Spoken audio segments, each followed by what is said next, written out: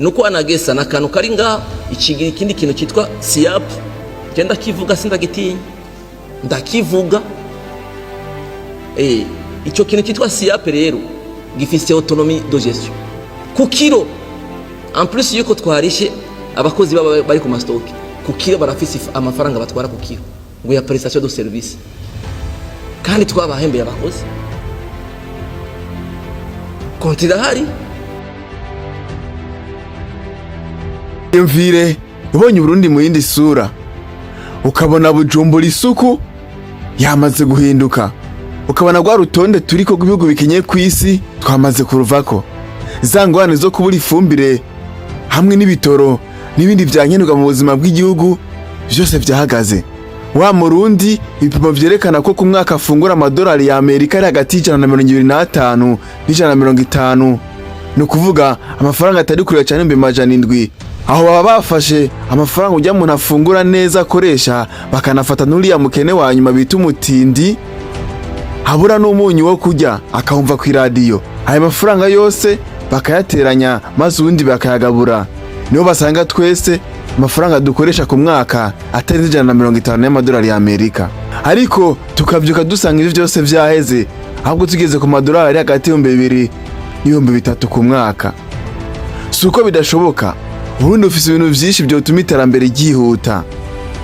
nta mwanya urahera ngiye kuri YouTube maze sanga ibintu vyahindutse ndebera nawe Ale Ndikumana nakomeje kumanuka ubwo numva umutima urasimbye ati nitse niki cyabaye kuri Ale Ndikumana y'imfura y'u Burundi ariko nasanze nka kwa kundi rya jambo ry'Imana ryo mu musiguzi indwi ku murongo w'indwi ritomora ngo ukuvugwa neza kuruta amavuta atamirana y'igiciro Burundi igihugu kiri ku rutonde rw'ibihugu bikenye cyane ku isi byo bishoboka ko icyo gihugu gihinduka kikava ku bukene bukabije maze ubundi kigatera imbere inyishu ni yego mu gihe Burundi bwamaze kwinjira muri vision y'u Burundi bwifashe mu 2040 maze ubundi butembere mu 2060 benshi babyumva nkaho bitabaho ariko no munsi ikizere bafise bagifise ku bushikiranganje bw'ikigega ca leta ari nabwo mutima w'ubutunzi bw'igihugu ubutwara ubwo bushikiranganje n'umugabo akiri muto ariko afise imboni iteye ubwoba n'ubwenge n'ubuhinga bwiwe byo bituma umutima w'u Burundi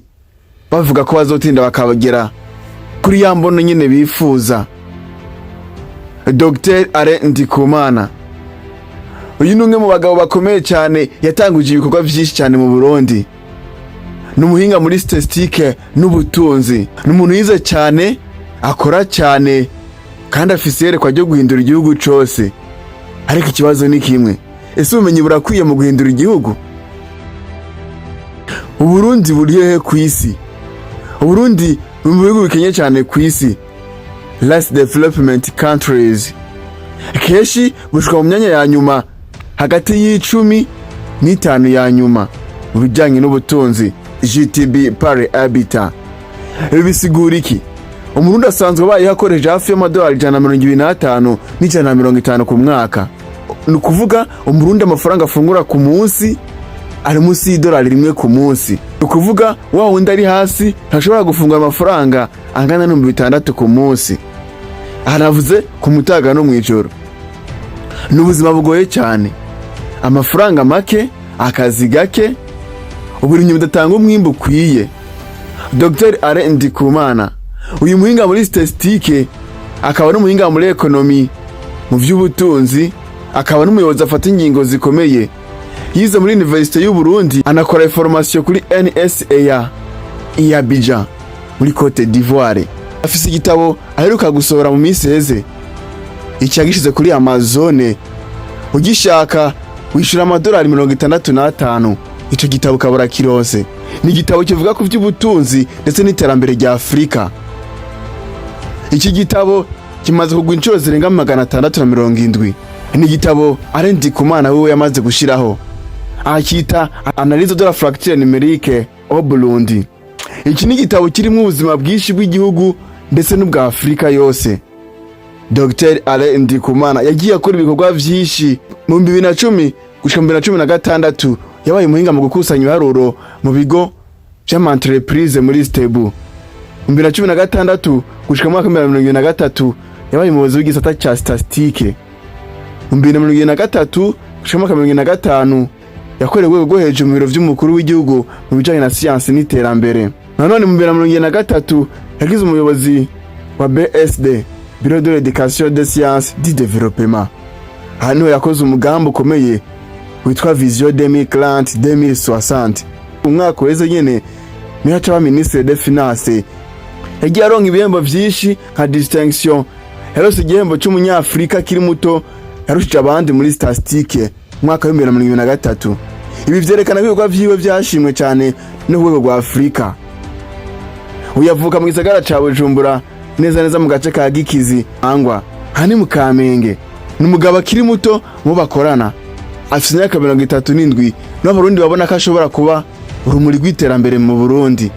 Iyi ni contrat ya FOMI tuba twasinye tukavuga ati dukeneye amakandida ngana kunuko. Iyi ndafise avenao contrat ije muri December 2025 ivuga yuko kuri saison B ya 2025 na saison C ya 2025 les quantités réelles on a dépassé de 7,5% des quantités contractuelles. Iyi ni FOMI yayizanye ngo tuyisinye de façon unilatérale ikakivuga neza yuko amaheri keneye no munsi yuko ihabwa angana na 50 miliyari 783 349 898 tuyiha ku mafaranga twamaze kuriha yarengeje ko ku makandite contractuelle ikaci tubwira ati mwebwe leta rero muri aya mafaranga muri 50 miliyari abanyagihugu bace bari 24 miliyari yindi yongerekanye ko kuri saison B na C y'umwaka waheze none woza gutanga ifumbire irenge iya kontra. Iki ni cyambere.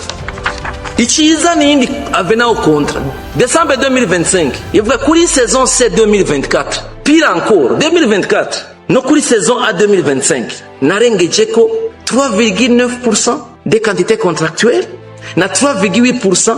Ivyo rero bica bisaba yuko turiha leta y'u Burundi cimuha imiliyaridi 6 n'imiliyoni 839 yiyongerako.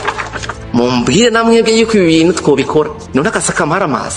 Ivyo vyatumye amenya neza ko igihugu gikwiye gukoresha amafaranga ndetse akaramenya n'ibibazo by'ubutunzi mu Burundi n'inzira bashobora gukora nk'Uburundi mu bukene afatiye ku bumenyi n'uburambe afise. Dr. Alain Ndikumana yoshobora guhindura Uburundi mu buryo bwinshi bugiye butandukanye. Gufata ingingo dushingiye ku biharuro, data driving economic, gukoresha statistique mu gufata ingingo, kumenya aho amafaranga aja n'ivyo agiye gukora. Ivyo byokuraho gusesagura amafaranga ya leta ndetse no guteza imbere uburimyi. Uburundi bubayeho cyane mu burimyi. Yoshobora guteza imbere ikoreshwa ry'ifumbire nk'ishira hamwe FOMI, gushiraho imigambi ifasha abarimyi mu kwimbura vyinshi. Ibi byose byo kongera umwimbu, amafaranga y'abanyagihugu ndetse akanateza imbere inganda no guhindura umwimbu w'uburimyi ukaba ubicuruzwa. Gufasha abanyagihugu kudasubira kugura ibintu vyinshi hanze, ivyo byotuma amafaranga aguma mu gihugu maze ubundi akazi kakiyongera. Akanashishikariza ugwaruka gushiraho imigambi yo kuronka akazi ndetse no gushikira business z'ugwaruka. Ugwaruka niko mbaraga z'igihugu. Vision 2030-2060 Dr. Ndikumana agize uruhara mu bayikoze. Uyu mugambi wa 2040-2060 intego yaho no gukura Burundi mu bukene ndetse kubushikana rwego rw'ibihugu bitunze. Dr. Alain Ndikumana yabonetse kenshi yikoma amasosiyete akomeye kujanye n'ikoreshwa y'amafaranga nabi. Ni kenshi yagiye ashira habona ibisa n'ibitagenda neza kwikoreshwa y'amafaranga ya leta. Agiye yumvikanya avuga ikigega ca leta cari carabaye akajagari. Haja mwabonye ko natumye kwisakoshi yiwanje kugira burya sigenda tugendana ku buryo kunguma mbatake nanje nguma nitegura. Je nta muntu numwe dupfa n'ikintu na kimwe. Hanyuma ico ikibana yamfashije gusa yati nziza ukuri nta kibazo kandi ndazi ko ataco nzoba ko mamenasi yonda yaronka umugana naco nzoba. Vision 2060 nzoyibona neza jewe sinkekeranya. Ngibi rero ibintu tubayemo nta Misirahera yishikiye mu Kigobe aho yaragiye gushikiriza abashinga amateka igitabo ndongozi kerekana igicapo cy'u Burundi yifuza ndetse no gukoresha amafaranga muri no myaka ibiri. Muri rurimi rw'igifaransa bakita document de programmation budgétaire et économique pluriannuelle. Ibi bikirimo byose bishimikira kujana no gukomeza intunganya y'ubutunzi na cyane mu kuzibira ibihengeri, kugwiza umwimbo w'amakori ndetse no kugenzura neza amafaranga yinjira nuko asohoka. Ibi byose biri mu bisata by'ubuzima bw'igihugu nkuko vyashikije n'umushikiranganje Alain Ndikumana abisabwe n'icegera ca mbere c'umukuru w'inama nkenguzamateka yararongoye ibikorwa vy'uwo munsi. Yacimye kubisangiza ibiri muri ico gitabo nyene abakenguzamateka bose, arabereka kugira ngo batange intumbero zo kwisunga, kuko aribo bazi cyane ivyo abenegihugu bifuza kugira ngo iterambere rirama rigegweho. Ni igitabo gihambaye kirimwo ibijanye no gutunganya amafaranga ya leta, ikoreshwa ryayo n'ingene akwirakwiza mu bashikiranganje butandukanye. Ico gitabo nyene categuye kugira ngo habe ibiharuro vy'ifatiro, gutyo igihugu kive mu majambo kije mu gushira mu ngiro ibikorwa hisunze uburyo gifise. Ibisata bihambaye vy'ubutunzi bw'ubuzima bw'igihugu vyagarutsweho, ane ukijanye no kwegenya amakori n'amatagisi kubijanye n'ikigo ca OBR, imishahara y'abakozi ba leta, uburimyi n'ubworozi na cane cane ibiterwa njabukamazi nk'amavoka, ikawa, ipampa hamwe no mu gisata c'indero. Avuga ko ari ukugwiza intebe z'abanyeshuri bicarako, ifumbire hamwe n'ibindi. Ikibazo cy'ifumbire gikunze guhana cyane gutorera inyishu mu Burundi, aho abenegihugu bataronka iyikwiye kandi bari amafaranga imbere. Umushikiranganje Dr Alain Ndikumana yaciye hirya no hino avuga intambamyi ziri mu gisata, ndetse anavuga yuko kuva habaye rusasuma rw'abenegihugu ico gihe hagiye hatunganywa neza barabe intambamyi zihagaze, maze ubundi bongera bazitorera umuturama.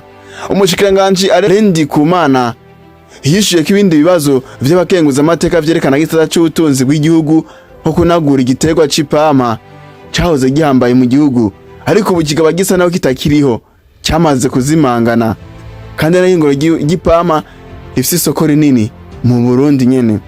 Dr Alain Ndikumana yatewe ubwoba n'umurindi udasanzwe w'abarundi cyane cyane b'incabwenge bahereye mu bihugu vyo hanze, kandi ubundi ufise ihangiro rikomeye ryo kwiyubaka. Kuri we akavuga ko hoza haragenda batize bakaba inyigisho z'icongereza, ariko izo ncabwenge za leta zikaguma mu Burundi, kuko muri vision 2040-2060 ko nabo nyene bazokora. Dr Alain Ndikumana ejo heza hu Burundi, abarundi bakwitege kwiki? Murundi mbwira muri commentaire ibyo mvise kuri Dr Alain Ndikumana, igihe kizotubwira. Reka ndagushimira watangwe kino kiganiro ukaba ukimaze. Ndakwibutsa ko aha turi kuri Terre de la Richesse, nawe jewe nitwa Jimba Oji, niyo mazina yanje. Hasta la vista.